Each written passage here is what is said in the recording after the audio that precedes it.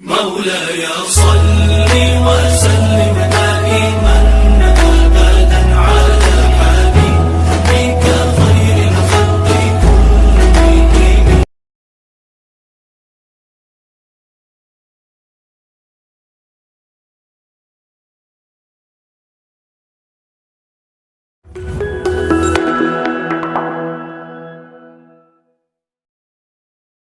والمستمعون، بعد هذه الخطبة الزجاجة القلابة نريد من المساهم الثالث الأخ شعيب أختار من الصف الثالث أن يقدم بين أيدينا خطبته حول موضوع الجهاد، فليتفضل مشكورا.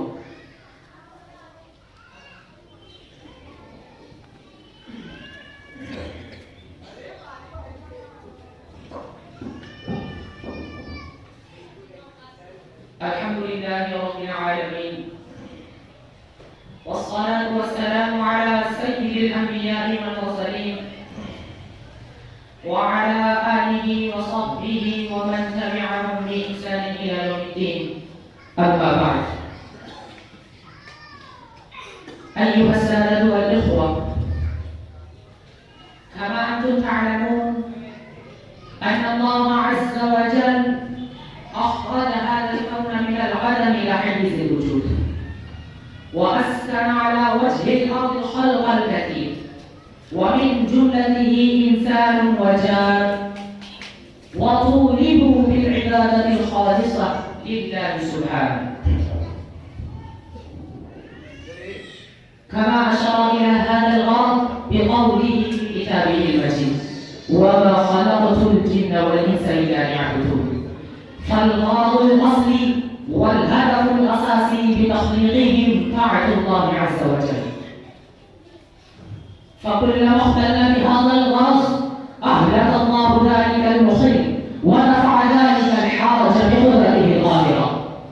ويتجلى لنا بدراسة القرآن والنظر في تحولات الأمم السابقة وقصص حياتهم العابرة أنهم كلما سلكوا مسالك الضلال وخالفوا مقاصد تخليقهم تحركت قدرة الله وأهلكت الذين بدلوا الحياة ومقاصدها.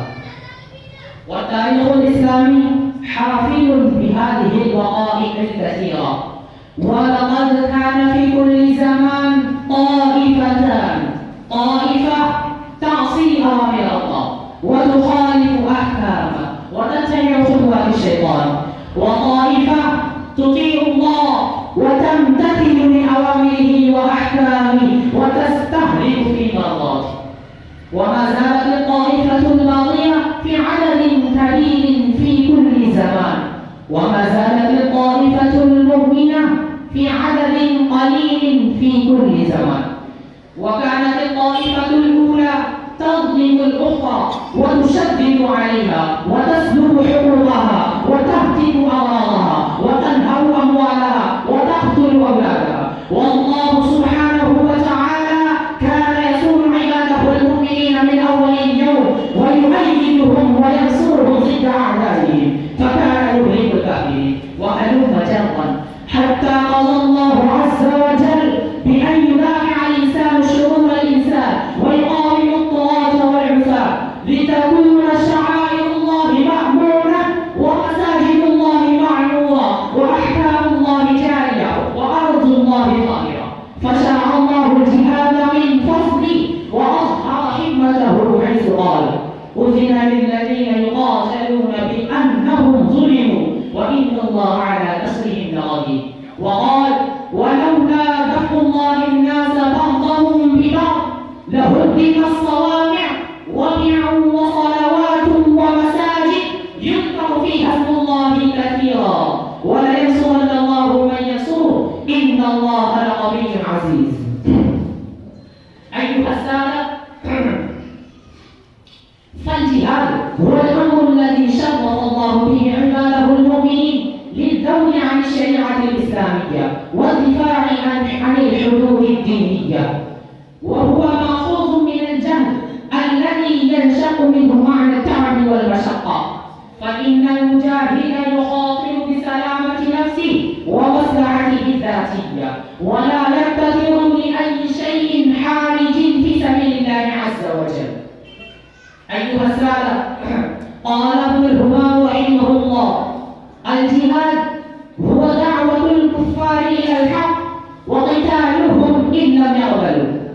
فحصيلة البحث أن العامل الرئيسي لوضع الجهاد هو الدعوة إلى الملة البيضاء التي جاء بها سيدنا محمد صلى الله عليه وسلم إلى الخلق كافة. ولكن اعلموا أيها السادة أن هذه مرحلة بدائية للجهاد الشرعي، فإن قبلوا هذه الدعوة فلا يجوز لأحد عندئذ أن يبتغي عليه سبيلا.